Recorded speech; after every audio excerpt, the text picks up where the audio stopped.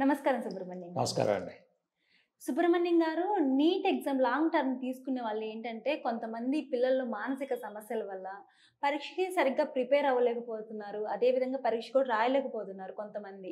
మరి కొంతమంది పిల్లలు ఏంటి అంటే, పరీక్ష దగ్గరికొచ్చినప్పుడు ఆ పరీక్ష రాయడానికి ఇష్టపడట్ల, నిరాకరిస్తున్నారు.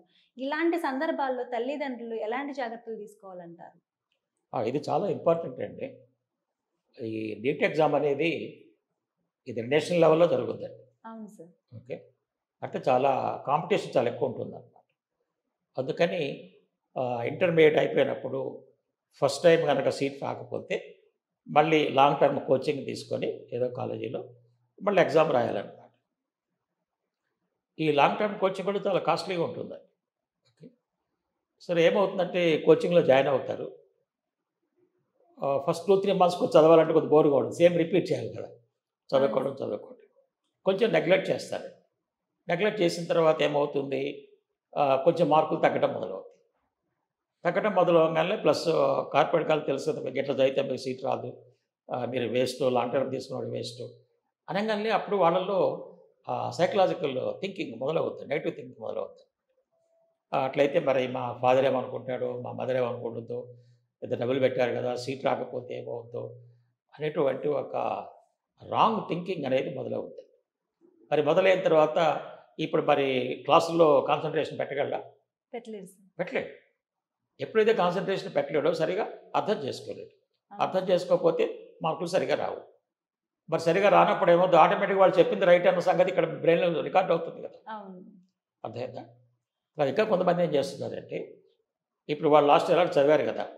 అప్పుడు కొన్ని చాప్టర్స్ వదిలిపెట్టి కొన్ని ఇంపార్టెంట్‌వి ప్రిపేర్ అయ్యి ఉంటారు. ఇప్పుడు వాళ్ళు ఏం చేయాలి యాక్చువల్‌గా ప్రతి యూనిట్ టెస్ట్‌లో 1, 2 చదవని చాప్టర్లు కవర్ చేసుకుంటూ ఉంటే మెల్లమెల్లగా డెవలప్ అవుతారు. వీళ్ళేం చేస్తారంటే ఆ వచ్చిన చాప్టర్ చదివి ఎగ్జామ్‌కెళ్ళిపోతారు. అవును సార్. ఓకే. ఎప్పుడైతే ఆ వచ్చే చాప్టర్ చదివి వెళ్ళారో ఆ చాప్టర్‌లో వచ్చినయయితే మార్కులు బాగొస్తాయి. నెక్స్ట్ దాంట్లో చదవని చాప్టర్ కూడా ఉన్నాయనుకోండి, చదవలేదనుకోండి మార్కులు తక్కువొస్తాయి. ఈ విధంగా వాళ్ళు ఈ అప్ అండ్ డౌన్స్‌లో తట్టుకోలేకపోతుంటారు. సో, ఎప్పుడైతే వాళ్ళకి సీరియస్‌గా మార్కులు తగ్గటం మొదలవుద్దో, అప్పుడు వీళ్ళకి మానసిక ఒత్తిడి ఎక్కువవుతూ ఉంటుంది. ఆ ఒత్తిడితో సరిగా నిద్రపోలేరు, సరిగా చదవలేరు. ఓకే. దీనివల్ల ఏమవుతుందంటే వాళ్ళకి ఇక నాకు సీటు రాదని ఒక రాంగ్ ఆలోచన పడిపోయింది. పడిపోయినప్పుడు ఇక పరీక్ష దగ్గరికొచ్చే కొద్దికి నేను చదవలేకపోతున్నాను, నాకు గుర్తు రావట్లేదు, నేను టెన్షన్ ఫీల్ అవుతున్నాను, డిప్రెషన్ ఫీల్ అవుతున్నాను అని ఈ విధంగా చెప్తుంటారు. మరి పరీక్షకు 2, 3 నెలల ముందు చెప్తే అప్పుడు టైం అయిపోయింది కదా! అప్పుడు పేరెంట్స్ ఏం చేయలేరు కదా! అందుకే నేనేం చెప్తున్నానంటే పేరెంట్స్‌కి మీరు లాంగ్ టర్మ్‌లో చేర్పించేటప్పటి నుంచి పరీక్ష అయ్యేంత వరకు చాలా జాగ్రత్తలు తీసుకోవాలి. ఏమంటే ఫస్టు ఆ కుర్రాడికి నిజంగా ఇంట్రెస్ట్ ఉందా? లాంగ్ టర్మ్ చదివి పరీక్ష రాసి సీటు కొట్టాలనే గోల్ ఉందా లేదని చెక్ చేసుకోవాలి. గోల్ లేకపోతే బై ఫోర్స్ చేర్పించారంటే ఆ కుర్రాడు చదవలేడు. కాబట్టి ఫస్టు జాగ్రత్త ఏందంటే ఆ స్టూడెంట్‌లో నిజంగా సాధించాలి, ఈ సీట్ కొట్టాలనే గనక ఉంటే అప్పుడు చేర్పించాలి. చేర్పించిన తర్వాత కంటిన్యూయస్ ఫాలో అప్ ఉండాలండి. ఎవ్రీ 15 డేస్‌కి, 1 మంత్‌కి. ఎలా ఉంది నీ ప్రోగ్రెస్సు? సబ్జెక్టులు బాగా అర్థమవుతున్నాయా? ఈ కాలేజీలో బాగా చెప్తున్నారా? ఓకే. మరి నీకు మార్కులు పెరుగుతున్నాయా? తగ్గుతున్నాయా? మరి ఏమన్నా మానసిక ఒత్తిడి ఫీల్ అవుతున్నావా? టీచర్స్ ఏమన్నా డిస్కరేజ్ చేస్తున్నారా? ఇవి ఎప్పటికప్పుడు తెలుసుకుంటూ ఉండాలి. తెలుసుకుంటూ ఉంటే వాళ్ళు గనక మానసిక ఒత్తిడి ఎక్కువ ఉంది, చదవలేకపోతున్నాను అంటే, అప్పుడు మాలాంటి వాళ్ళ దగ్గర కౌన్సిలింగ్ తీసుకురావాలి. తీసుకొచ్చి దాన్ని రెక్టిఫై చేస్తే నెక్స్ట్ మంత్ మళ్ళీ మంచిగా చదువుకుంటాడు. మరి పేరెంట్స్ పట్టించుకోలేదనుకోండి, వాడికి ఎప్పుడు తెలుస్తుందో తెలీదు కదా! చివరిలో తెలుస్తుందని. తెలిసినప్పుడు అప్పుడు ప్రాబ్లమ్‌లో పడతారు. నేను ట్రీట్ చేసిన లాస్ట్ ఇయర్ ఒక కేస్ చెప్తాను. ఈ ఇయర్‌లోనే లాస్ట్ మేలో ఎగ్జామ్ జరిగింది. ఒక కుర్రాడు లాంగ్ టర్మ్ తీసుకున్నాడు. మంచి పెద్ద ఇన్‌స్టిట్యూట్‌లో. 2 ½ మంత్స్ ఉన్నాక నాకు చదువుని ఏం గుర్తుండట్లేదు. నేను పరీక్ష రాయలేను. నా వల్ల కాదు అని నేను పరీక్ష రాయలేను అని తిరిగాడు. ఇది తిరిగితే అప్పుడు వాళ్ళ పేరెంట్స్ ఎవరిదారో తెలుసుకొని నన్ను కాంటాక్ట్ చేశారు. సరే అయితే నేను ఒకసారి మీ అబ్బాయితో మాట్లాడినామండి. మాట్లాడిన తర్వాత చెప్తాను. చెప్పాను. సరే ఆ కుర్రాడితో ఒక గంట, గంటన్నర సేపు మాట్లాడాను. అతనికి ఒక సైకలాజికల్ ప్రాబ్లమ్, ఒక మానసిక సమస్య ఉందన్నమాట. అది ఎవరితో చెప్పలేడు. ఇంట్లో చెప్పలేడు, బయటికి చెప్పలేడు, ఎవరితో చెప్పలేడు. దానివల్ల తను చదువు మీద ఫోకస్ చేయలేకపోతుంది.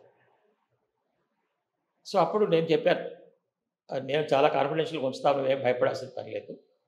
నాకు చెప్తే నీకు సొల్యూషన్ చెప్తాను, ఆ ప్రాబ్లం నుంచి బయటకు తీసుకొస్తాను, నీకు సీట్ వచ్చేందుకు హెల్ప్ చేస్తాను.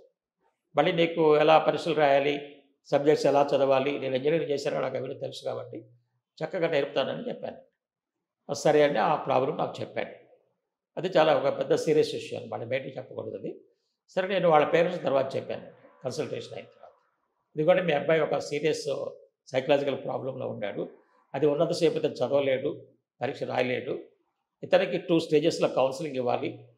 ఫస్ట్ స్టేజ్ మాత్రం ఎవ్రీడే కౌన్సిలింగ్, ఫాస్ట్గా మళ్ళీ ఇప్పుడు ఆ ప్రాబ్లమ్స్ బయటకు తీసుకొస్తే కానీ ఆ మిగతా 2 నెలలనే మనం ఉపయోగించుకోవాలి. సరే వాళ్ళ ఫాదర్ లక్కీగా ఒప్పుకున్నాడు, పర్లేదు సార్ మీరు ఎట్లా చెప్తే అట్లా పెట్టామన్నాడు. ఆ స్టేజ్ 1 2 months కౌన్సిలింగ్ ఒక 15-20 డేస్లో కవర్ చేసేసారు. చేసేసి మెల్లమెల్లగా ఆ ఇష్యూలోంచి బయటికి తీసుకొచ్చారు. ఇతర నెక్స్ట్ 2 months స్టేజ్లో 2 months అనమాట. ఇప్పుడు ఇతనికి అసలు ఇతను సబ్జెక్ట్స్ ఎలా చదవాలి, ఎలా ప్లాన్ చేసుకోవాలి, నేను అతను చక్కగా చెప్పాడు. ప్రతి సబ్జెక్టులో ఏ చాప్టర్లో చదివి ఈ చాప్టర్లో నీకు ఎన్ని వచ్చి ఎన్ని రావు, ఆ రాని చాప్టర్లో సపోజ్ 3 చాప్టర్లు రావనుకోండి, ఈసారి ఎగ్జామ్లో 1 or 2 నీకు ప్రిపేర్ అవ్వు. ప్రతి ఎగ్జామ్లో ఒక చాప్టర్ యాడ్ చేస్తున్నా నీకు 20 ఎగ్జామ్స్లో 20 చాప్టర్స్ కవర్ అవుతాయి, ఒక్కో దాంట్లో 3-4 మార్కులు వచ్చినా నీకు 100 మార్కులు ఎక్స్ట్రా వస్తాయి అని చెప్తే పాపం అప్పుడు చక్కగా విన్నాడు. విని చక్కగా ప్రిపేర్ అయ్యాడు. ప్రిపేర్ అయిన తర్వాత చివరి లాస్ట్ రోజు ఎగ్జామ్ వరకు కూడా నేను కౌన్సిలింగ్ ఇచ్చాను. బాగా ధైర్యంగా ఉండాలి, ఎగ్జామ్ ఎలా రాయాలి, ఏ మైండ్ సెట్తో వెళ్ళాలి. చాలామంది టెన్షన్తో వెళ్తే మళ్ళీ పరీక్ష పాటు చేసుకుంటారు. ఆ ఫ్రీ మైండ్తో ఎలా వెళ్ళాలి, ఓకే, ఎగ్జామ్ హాల్లో బిహేవ్ చేయాలి, ఇవన్నీ చక్కగా లాస్ట్ మినిట్ నేర్పారు. ఎగ్జామ్ రాశాడు. ఎగ్జామ్ రాసిన తర్వాత 2-3 months రిజల్ట్స్ వచ్చింది. అతనికి ఇంతకుముందు 300-350 మార్క్స్ వచ్చాయండి. ఈ నా కౌన్సిలింగ్ తర్వాత, ఈ 4 months కౌన్సిలింగ్ తర్వాత ఆయనకి ఈ స్కోర్ 470 మార్క్స్, 470 వచ్చింది.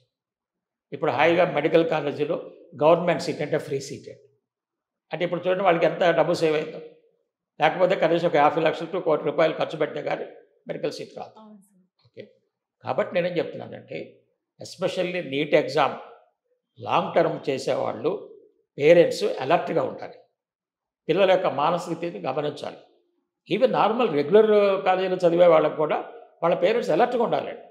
అలర్ట్గా ఉండి పిల్లాడికి ఏమైనా మానసిక సమస్యలు ఉన్నాయా ఉంటే మాలాంటి వాళ్ళ దగ్గర తీసుకురావాలి. కొంతమంది తెలియక ఏం చేస్తున్నారు, తీసుకెళ్ళి ఆ మందులు ఇచ్చే డాక్టర్ దగ్గర తీసుకెళ్ళి మందులు ఇప్పిస్తున్నారు. ఆ మందులు ఇస్తే ఏమంటే మందులకు మత్తు వచ్చేసి ఆ మత్తుతో చదవలేండి, ప్రాబ్లంలో పడతారు.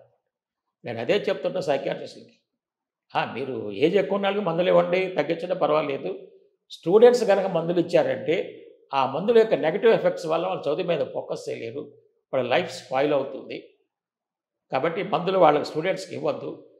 వాళ్ళు చేయలేప్పుడు మాలాంటి వాళ్ళ దగ్గర సైకాలజీ దగ్గరికి వెళ్ళి అబ్బాయి స్టడీ ప్రాబ్లం ఉంది, స్టడీ ప్రాబ్లం డిప్రెషన్లోకి వెళ్తున్నాడు, ఓకే, సైకాలజీ దగ్గరికి వెళ్ళి చేయించుకోమంటే మేము చక్కగా చేస్తాం.